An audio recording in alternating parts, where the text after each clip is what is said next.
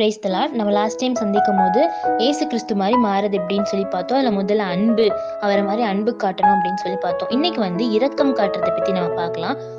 அன்புக்கும் இரக்கத்துக்கும் என்ன டிஃப்ரென்ஸ் அப்படின்னா, அன்பு நம்ம மற்றவங்களோட ஃபீலிங்ஸை புரிஞ்சுக்கிறது. அவங்க கஷ்டப்பட்டா நம்ம கஷ்டப்பட்டா எப்படி இருக்குமோ அப்படிதான் அவங்களுக்கும் இருக்கும் அப்படின்னு சொல்லி மற்றவங்களோட ஃபீலிங்ஸை புரிஞ்சுக்கிறது அன்பு.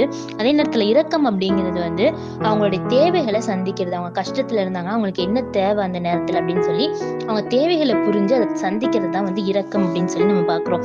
யாக்கோபு 2வது அதிகாரம் 15-16 வசனத்தை பார்த்தீங்க அப்படின்னா, ஒருத்தன் பசியா இருக்கும் போது அவனை பார்த்து நீ சமாதானமா சாப்பிட்டுட்டு தூங்கு அப்படின்னு சொல்றது சொன்னா மட்டும் பத்தாது. அந்த இடத்துல அவனுக்கு என்ன தேவையோ அதை நம்ம வாங்கி கொடுக்கணும். சாப்பிட்டு தூங்குன்னு சொல்றது அன்பா பேசிட்டோம், நம்மளுடைய வேலை முடிஞ்சதுன்னு கிடையாது.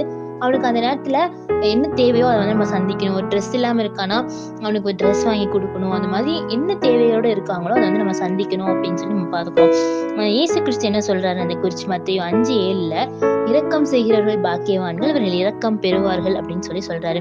இதுக்கு என்ன அர்த்தம் அப்படின்னா, நம்ம இந்த உலகத்துல மத்தவங்களை பார்த்து பரிதாபப்படுறவங்களா மட்டும் இல்லாம அவங்களுடைய தேவைகளை நம்ம சந்திக்க ஆரம்பிச்சோம் அப்படின்னா நம்மளுடைய தேவைகளை கடவுள் சந்திப்பாரு. இல்ல அப்படின்னா நம்ம போய் கடவுள்கிட்ட ஒரு தேவை நிற்கும் போது, உனக்கு படிப்பு வரலையா, ஐயோ பாவம், உனக்கு வேலை கிடைக்கலையா, அச்சோ அப்படின்னு சொல்லி அவரும் ஃபீல் பண்ணிட்டு விட்டுருவாரு. நம்மளுக்கு தேவையானதை கொடுக்க மாட்டாரு. அப்படி தேவையானது கிடைக்காம இந்த வார்த்தைகள் மட்டும் நம்மளுக்கு அந்த நேரம் கிடைச்சி எந்த பிரயோஜனமும் இல்லை.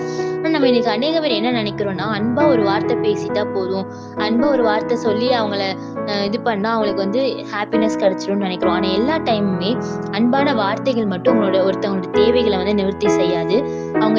அவங்களுக்கு என்ன தேவையோ அதை அறிஞ்சு நம்ம அவங்களுக்கு செய்யணும் அப்படிங்கறதான் இயேசு கிறிஸ்துவ இந்த இடத்துல சொல்றாரு. அப்போ நம்ம இரக்கம் செஞ்சாதான் கடவுள் நம்மளுக்கு இரக்கம் செய்வாரு அப்படின்னு நம்ம பாக்குறோம். இன்னும் இந்த இரக்கத்தோட வேல்யூ எவ்வளவு பெருசு அப்படின்னா, யாக்கோபு 2வது அதிகாரம் 13வது வசனம் சொல்லுது, ஏனென்றால் இரக்கம் செய்யாதவனுக்கு இரக்கமில்லாத நியாய தீர்ப்பு கிடைக்கும், நியாய தீர்ப்புக்கு முன்பாக இரக்கம் மேன்மை பாராட்டும். ஜட்மெண்ட் டேவை பத்தி நம்மளுக்கு நல்லாவே தெரியும். எந்த ஒரு ரெக்கமெண்டேஷனும் அங்க செல்லாது. நீங்க என்ன செய்றீங்களோ அதற்கு ஏத்த பலன் தான் அந்த நாள்ல நம்ம பெற்றுக்கொள்வோம், நியாய தீர்ப்பு நாள்ல. ஆனா நியாய தீர்ப்பு நாள்லயும் உங்களுக்கு இரக்கம் கிடைக்கணுமா, கர்த்தருடைய கண்கள்ல தயவு கிடைக்கணுமா அப்படின்னா நம்ம இந்த பூமியில இரக்கம் செய்கிறவர்களா வாழணும். மத்தவங்களுக்கு நம்ம ஹெல்ப் பண்ணி மத்தவங்களுடைய தேவைகளை சந்தித்திருந்தோம் அப்படின்னா நியாய தீர்ப்பு அன்னைக்கு நம்ம செஞ்ச இரக்கம் நம்மளுக்காக பரிந்து பேசும். நம்ம நம்மளுடைய கடவுள் நம்ம மேல இரக்கம் காட்டுறதுக்கு நியாய தீர்ப்பு நாள் அன்னைக்கு இரக்கம் நம்மளுக்கு முன்பாக நின்று மேன்மை பாராட்டும் அப்படின்னு சொல்லி இந்த வசனத்துல பாக்குறோம்.